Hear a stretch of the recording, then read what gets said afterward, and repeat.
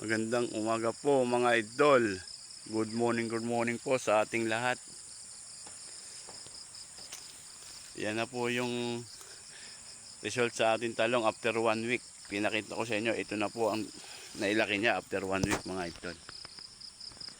May bulaklak na po mga idol.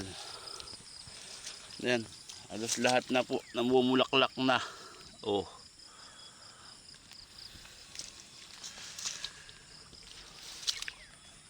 Lapit na pong mamunga ating talong. Ayan. Ay niraramo na naman. Hindi tayo makagar ka cross cutter at maulan. Pero mainam po yung ating talong mga idol. Malaki na. Nagsasanga-sanga na po siya.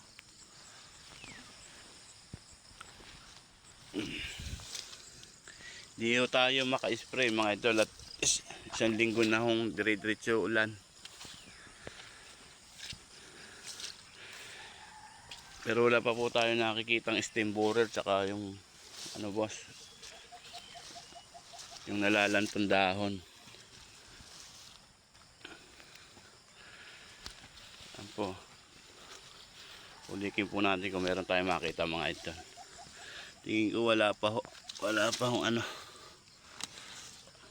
Ayan ang bulaklak ko. Short borer tsaka stem borer.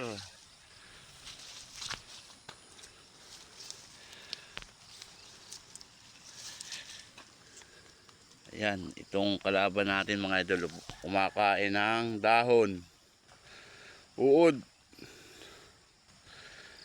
Ayan po yung mabilis kumain ng dahon mga idol. Ganyang hayop.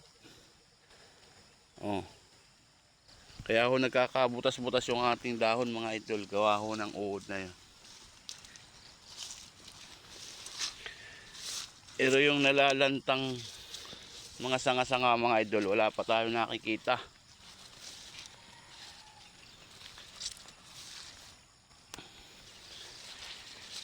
Itong stage na ito mga idol, marami ng lantang ano yan yung mga sariwang sanga.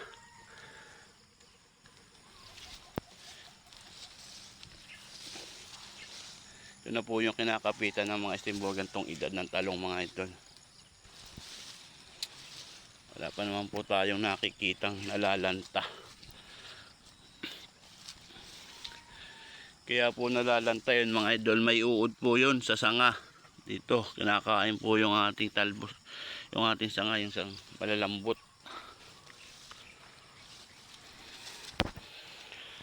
Yan, ganito yung uod na pinatay ko mga idol yan. Sila ho yung kumakain yan. No? Kaya ho nagkakaganyan. No?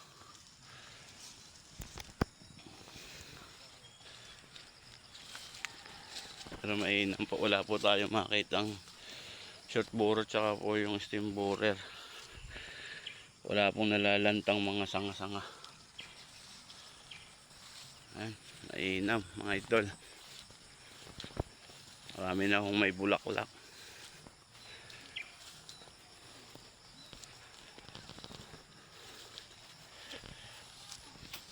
Wala po akong makita mga idol. Wala pang nalalanta. Yung bulaklak oh.